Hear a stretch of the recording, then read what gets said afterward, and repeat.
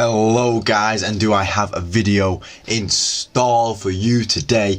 We are going through our in-depth Euros predictions, and in the last one I did like 6 months ago, when it was like before the tournament had even been drawn in the predictions, we got to a result which was, quite an obvious result. My bias, I always say I'm biased on this channel, I'm not afraid of it, but we didn't go through each result and each score that I think is going to happen.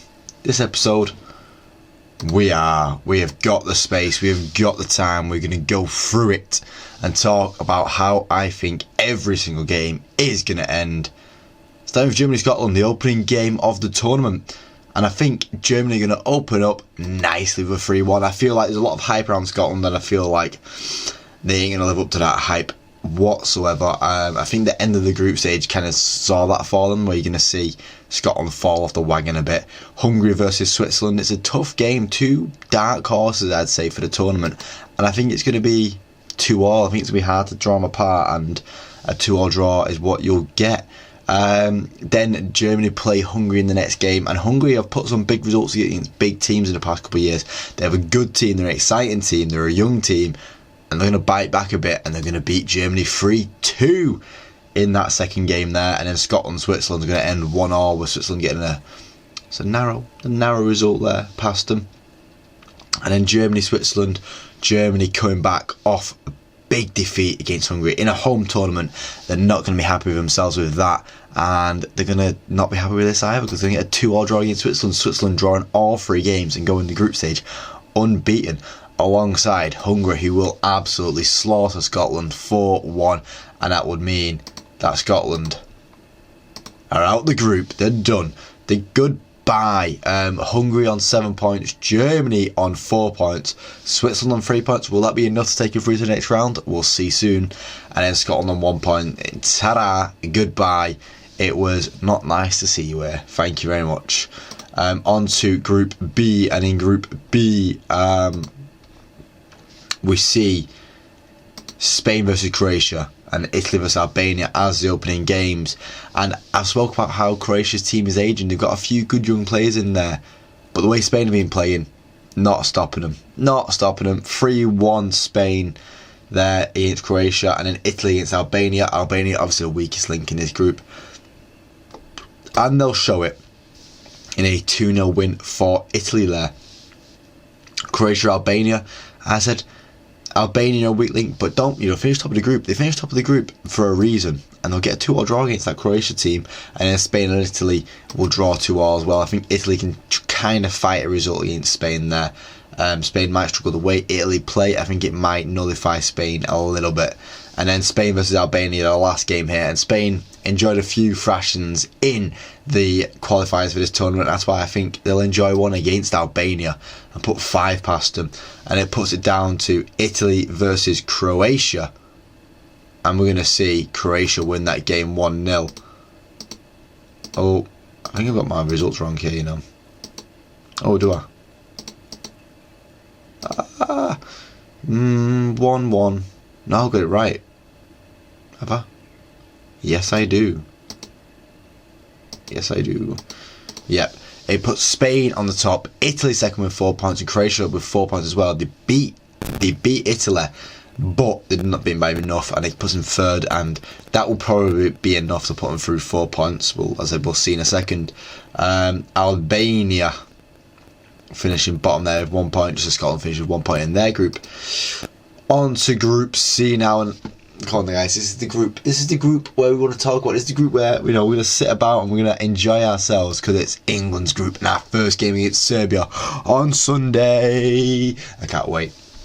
I'm happy. It's like a kid on Christmas, and I do think we're going to win that first game 2-0. I think Serbia are going to give us a tough time, but we're going to open well. And then Slovenia against Denmark.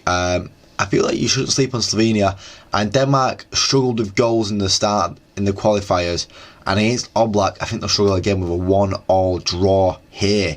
And then Slovenia against Serbia, a team that doesn't struggle for goals, so Serbia will get past Slovenia with a 2-0 win there, and then England will beat Denmark 3-1. Come on, 3-1, what a result it will be.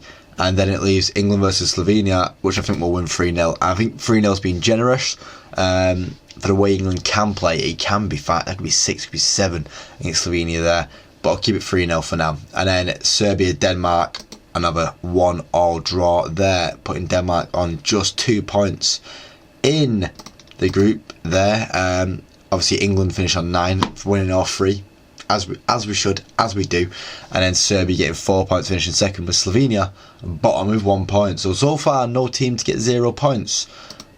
Let's see if it'll happen in Group D. Group D, which is France's group, is a massive group. Poland versus Netherlands and Austria, France, the opening games, and I feel like Netherlands will open up nicely with a 2-0 win there against Poland, and France will open nicely with a 3-1 win against Austria. So they're both easy games for them first 2 teams there, Netherlands and France. And it's this next game that's going to decide it for them, really. With Austria beating Poland by the skin of their teeth. I think they'll lead the game and Poland will push a bit, but Poland's bit will not be enough. And then this is going to be a real tight affair. It can go either way, the way France and Netherlands will be playing, but I think it's going to go in favour of France. I do. And a 2-1 win there for France takes them through. And then 1-0 for Netherlands there against Austria, and then in the final game here, 5-1 France to knock Poland out and make sure Poland are not in the next stage of the tournament, because they do finish on 0 points, a 9-6-3, quite a nice little result there. And we do see Poland get knocked out. Austria's 3 points means we now looks like that probably be enough to keep them in the tournament. We don't actually know if it's going to be enough. We need one more team to figure that one out. But France versus Netherlands, good. It's good result there for France to go through there. Group E time. Group E is one of the most unpredictable groups. You've got Romania, Ukraine, Belgium and Slovakia in there. Let's go into the results here that I think will happen. Romania 2-all against Ukraine. I think Ukraine have the better team, but I think Romania play better together, and I feel like there'll be a bit more togetherness in that Ukraine squad. But in that opening game, 2-all, lay down a marker for both teams, because they're going to want to focus more on the Belgian games, which come later. So 2-all in that game, you know what they're getting. And then 3-0 for Belgium against Slovakia in a big win to start their tournament off strongly. Now that they've no longer got head coach Roberto Martinez, they've got a new coach now.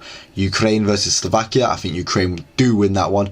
This is nothing on Slovakia either. I think Ukraine will just have the passion. It's just the storyline in football. These storylines happen sometimes, and it's what goes down, and I think Ukraine will get the story here and get the win here too. And then Belgium, Romania, I think will end 1-all. I think Romania will manage to snatch a result off Belgium, and Belgium will be caught slacking with the pants down 2 times in a row, because I think they're going to be by Ukraine too. Told you the storyline of Ukraine, and I think like the players like Sagankov and Dubrovik and Zinchenko, Mikolenko, I think Zabriani is what I was going to say. Lunin in there. I think this Ukraine team is a good Ukraine team, and they're going to come through strongly and get a result against Belgium there. And then will Belgium finish second still? I don't know, because Romania beat Slovakia 3-1, and it all comes down into the goal difference. Ooh, and Romania actually don't come with the goal difference. I don't know what I'm talking about. Romania finished unbeaten, and so do Ukraine. Romania go through on 5 points. Ukraine go through on 7 points, and Belgium on 4 points. If they do go through, we know the 4 points will be enough now to put them through into the next round of the Euros, onto the final group now, and it is Group F, where we see Turkey versus Georgia and Portugal versus the Czech Republic as the opening games. And I think that Turkey versus Georgia will end 1-all. I think Georgia will, get, it's a nice welcome to the Euros for them. They've never been to the Euros before. I feel like they will struggle, but this Turkey team doesn't seem like they're going to cause too much struggle in anyone. And then 3-1 for Portugal against Czech Republic is a good result there for Portugal. Czech Republic aren't a bad team, and I think they're a strong team, but I just think Portugal are favourites for this tournament, which is sad to say. Wearing this shirt hurts me. It hurts me, guys. Next game, Czechia versus Georgia, and I think Czechia will take it with a 3-0 win there. As I said, Georgia are going to have a tough time in this group. And then Portugal versus Turkey, I think will end 2-0 to Portugal. They're going to keep it nice and easy. Bruno Fernandes, Cristiano Ronaldo getting the goals, pushing them through to the next round. And then Czechia versus Turkey, you know, it's still close between them, these guys, and I think Czechia will absolutely walk over Turkey, have a mint game, and put themselves through into the next round. And then finally, the last game in the group, we'll see Portugal versus Georgia, and it will be a goodbye for Georgia at this point, and it'll be a hard goodbye, a 7-1 win there for Portugal, to just give them confidence as well going through the rest of the tournament. And I think it will give them confidence. And that leaves us Group F looking like Portugal on 9 points, Czechia on 6 points, and Turkey and Georgia on 1 point each. And that leaves the third places looking like this, with Belgium and Croatia both getting 4 points, Switzerland and Austria both getting 3 points, Denmark only getting 2, and Turkey only getting 1, meaning Denmark and Turkey, I've realised I got Denmark wrong there as well, we'll go down to the page, but Austria, Switzerland, Croatia and Belgium advance through to the next round. And we see the round of 16 looking like Spain versus Austria, England versus Belgium, Ukraine versus Switzerland, Portugal versus Croatia, Hungary versus Serbia, Netherlands versus Romania, France versus Czechia, and Germany versus Italy. Some big games in there. I think the big highlight games that people are keeping their eyes on there are England, Belgium, Portugal, Croatia, and Germany, Italy. Germany, Italy, massive game down there. We'll get to that last. Spain versus Austria first, and I told you Spain like a thrashing, and they like putting goals past people, and they'll put some goals past Austria. 4-0 win there for Spain. So enjoying themselves. England versus Belgium now, and this is a throwback to Euro 96, guys. I think it was Euro 96 anyway. Well, yeah, I think my memory's on right. The volley. And I think we'll win 2-1. I think it will be a tough game for us, but it'll be a turning point for us in this tournament. Ukraine versus Switzerland, as I said, guys, the storyline takes Ukraine through this tournament. And as I said about Croatia, they're an aging team, and Portugal are my favourites in my eyes right now, and that's why they'll win 3-0 against Croatia and take the mantle, go ahead under Roberto Martinez as head coach. Hungary versus Serbia, and I told you Hungary are a good team right now. Serbia, you know, a strong team, but Hungary 4-1 in that game there. The Netherlands versus Romania, good about the Netherlands. I think Romania will have a good tournament, but it will end there. France versus Czechia, I think will end 0-0.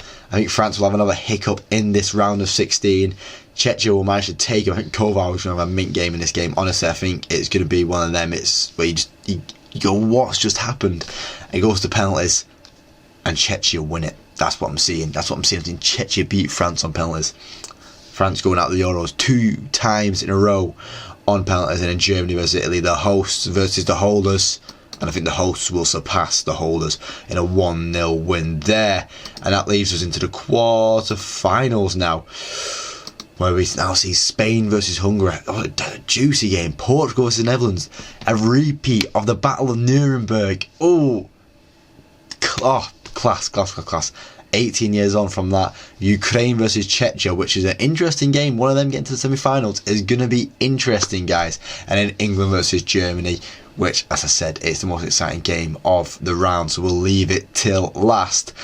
2-0 for Spain against Hungary. I think it'll be a bit harder for them to score loads of goals, but I think Spain will still go for it with a clean sheet and a strong result. 1-0 for Portugal against the Netherlands. I think they'll just edge past the Netherlands and get the result they need to get to the semi-final there.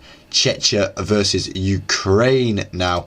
I think it'll go to 2-2, and Czechia, you know, they've already won 1 penalty shootout, and I think they'll crush Ukrainian hearts and knock Ukraine out to get to the semi-final. And then we get to England, Germany. And guys, 4-1. Look at me. Is there any doubt in these eyes? 4-1, right? Revenge for 2010, man. Revenge for 2010. I know we beat them 5-1 in 2000. It's revenge for 2010. 4-1 against Germany. I am telling you now. That gives us a set of semi-finals of Spain versus Portugal and Czechia versus England, which I'll take. It's screaming the Croatia vibes. In all fairness, 3 teams here in this page right now have won the Euros already. and one of them's and the other team's England is what I'm going to say, because Czechia have won it, Spain have won it, and Portugal have won it, and England, we've reached the final at least. I'm going to reach another final because we're going to beat Czechia 2-1. It's going to be close, it's going to be a tough fight for us, but we're going to manage it, and we're going to get to the final, and we'll be playing against Portugal, who are going to beat Spain 2-0 in a massive game from there. And Roberto Martinez is going to reach his first final at international level in a massive game here for Portugal versus England. But there's one thing I've got to say, right, and that is, Roberto Martinez, you're a crap manager, and it's coming home. It is coming home this year, and I can't wait for it to happen, because we're going to beat Portugal in the final. It's going to be the final. England-Portugal is going to be the final of the Euros. Now, you know, usually end the video there. Usually be like, right, that's the end of the video, guys. No, I've done my predictions. But no, we're going to predict the team of the tournament too. With the predictions that I made, let's do it. And in net, as I said, I think he had a good game against France, and I think this was going to push him through the tournament. Mati Kovar, I think, is going to get the goalkeeper of the tournament. I think, you know, he's not going to keep the most clean sheets, but he's going to make the most saves. He's going to be the one that's dragging Czechia through into the late stages of the tournament, and I think he's going to have a good game against England too. He's going to fall unlucky though. We're going to go with our fullbacks now, with Dalot and Trent getting into the team. They're a bit skewy there. I think Trent had a really good game the other day, and he should be playing at right back for England. And then Dalot has been having a good season, and he's going to be showing for Portugal as they reach the final. And then my two defenders here are Diaz and Kubarasi. Kubarasi, you know, coming into the Spain squad, I think he's going to have a really good year this year at the Euros for Spain. And I saw how many clean sheets I had for Spain there, and I think it'll be a big part of them clean sheets, and then Ruben Diaz obviously helping Portugal reach the final here. But Spain's clean sheets aren't just down to the defence, it's down to that midfield, and you know what Roger's going to do. Roger's going to be controlling that play, passing side to side all game, but it's going to keep Spain in possession of the ball, and if you've got possession you can't concede, because that's how football works. Bruno and Bellingham make it into the midfield with Rodri there, and that's a strong midfield. That's such a good midfield. I said Bruno's going to be carrying Portugal to the final, and Bellingham's going to be carrying us to the final too. It's going to be a tough battle in the midfield in that final. I can't wait for it. On the left, we've got Eze. I think Eze is going to be our super weapon, superpower weapon. I don't know what to call him, but that's what he's going to be in this tournament for us. And on the right, I could have gone with Saka, but I want to give more credit to the Chechens in the team, and that is Kearney, who I think will have a good tournament for Czech. If they actually to reach the late stages, like I'm predicting here, Kearney will do it. And then Kane up front, because it's got to be Kane up front, man. If we can win the whole thing, Kane's going to be scoring the goals for us. Kane gets into the team. That is my team in the tournament, guys. I've done loads of predictions in this video now, guys. Let me know what your predictions are in the comments. I can't wait to hear them. Thank you for watching, guys, and hopefully I do see you next time. Cheers.